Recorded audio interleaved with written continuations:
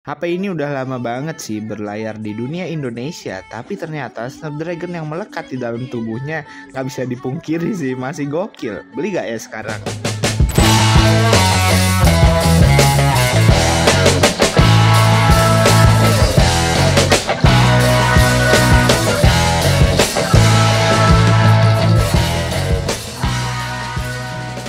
Oke teman-teman, sekarang saya mau cobain review Vivo. Ke Vivo? Mau review Poco F4 yang sebelumnya sudah pernah saya review juga sih di channel ini. Cuman jauh beberapa bulan sebelumnya. Sekarang kita coba bikin updateannya yuk.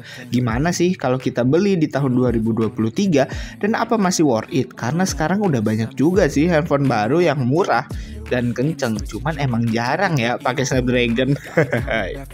Ingat, handphone ini sudah jalan 1 tahun. Sebenarnya ya kalau bisa dibilang Snapdragon yang melekat di tubuhnya ini emang gokil. Kalau kalian tahu, Snapdragon yang melekat di tubuhnya ini adalah Snapdragon yang sudah memiliki kemampuan 870. Dan ternyata handphone ini juga udah ngangkat sama yang namanya sinyal 5G.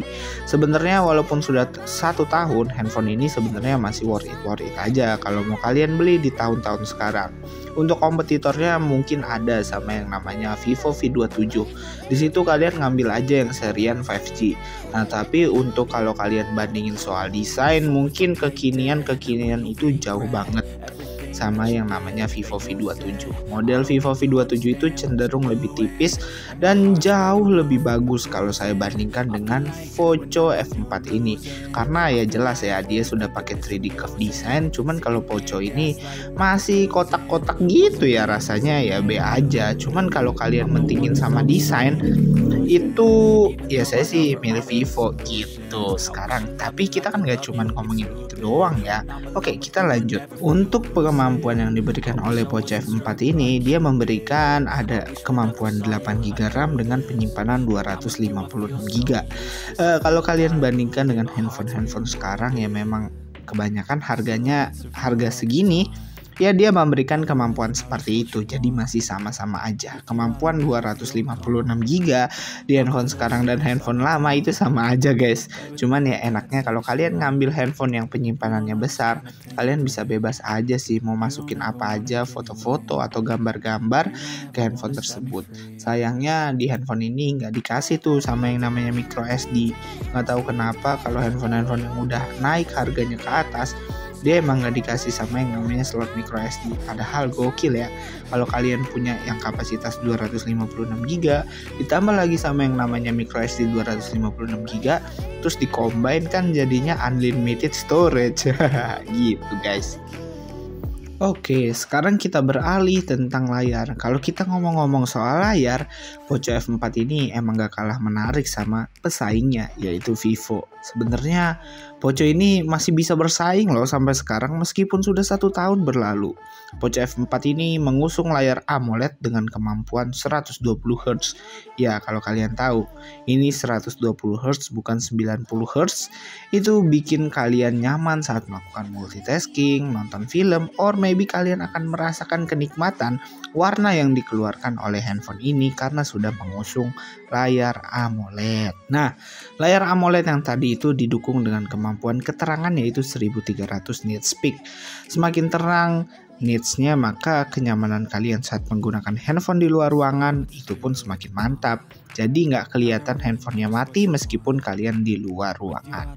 Oke, ngomong-ngomong soal layar, proteksi yang diberikan oleh Vivo kepada layar AMOLED tersebut, dia sudah ngasih sama yang namanya Corning Gorilla Glass 5 dengan resolusi layarnya yaitu 6,67 inch. Ini layar yang bisa dibilang cenderung lebih besar. Cuman meskipun proteksinya Corning Gorilla Glass 5, kalian nggak bisa asal bodoh amat sih sama yang namanya kayak gitu. Tapi kalau udah kena ya sama aja. Jadi mending kalian pakai pelindung yang namanya tempered glass. Begitu guys kalau ngomongin layar. Jadi nggak kalah menarik sih.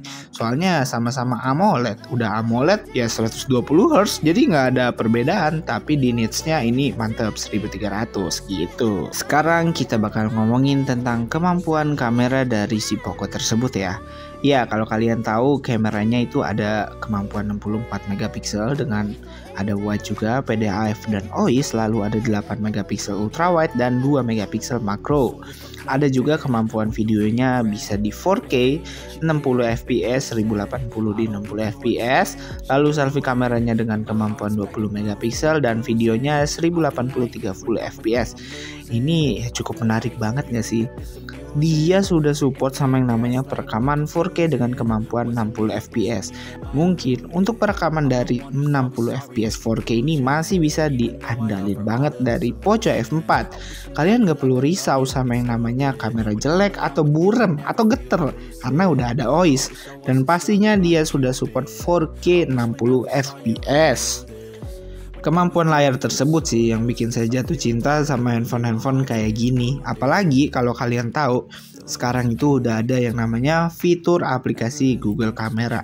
Google Kamera ini gokil bro, apalagi kalau kalian pakai sama handphone yang memiliki chipset Snapdragon, karena Google Kamera itu emang diciptain buat chipset Snapdragon aja. Ya, menurut saya ini kameranya itu bisa jadi kayak foto hasil dari kamera DSLR karena menggunakan chipset Snapdragon dan didukung dengan triple kamera 64 megapikselnya. Saya percaya untuk kamera kalian gak perlu banyak komplain. Ini bisa pakai Google Kamera diakalin jadi makin ajib banget, beda sama MediaTek gitu sih. Jadi mungkin untuk bagian kamera nggak ada sih yang saya keluhin dari handphone ini selain dari model tadi yang di depan terkesan cenderung B aja gitu. Nah, abis ngomongin kamera yang cukup keren tersebut, sebenarnya kita mau bahas tentang baterai dari si Poco F4 ini. Kalau baterainya ini dia sudah dibekali dengan baterai LiPo kemampuan 4500 mAh dengan non-removable.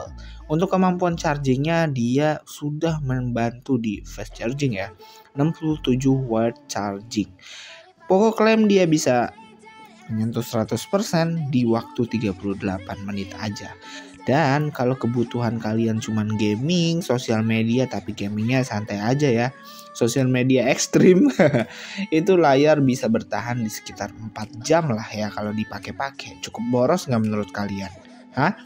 Menurut saya itu cukup biasa aja ya, meskipun nggak bisa dibilang awet-awet banget.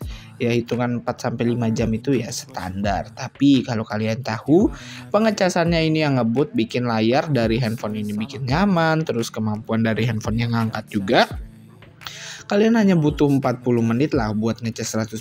Itu nggak jadi masalah besar sendiri sih buat ngambil Poco F4 di tahun 2023 ini.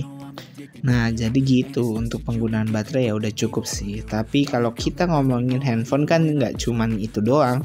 Kita perlu khawatir loh sama fitur-fitur kecil yang ada di handphone ini. Apakah masih worth it di tahun 2023? Ya, ada yang namanya speaker brody. Jadi kalau speaker dari si handphone ini enaknya dia sudah pakai speaker stereo speaker. Jadi sudah mantap banget buat dipakai.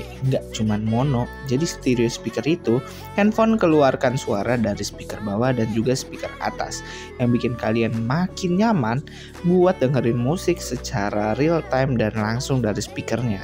Nggak perlu pakai TWS juga nggak apa-apa sih, ini handphone suaranya udah keras juga.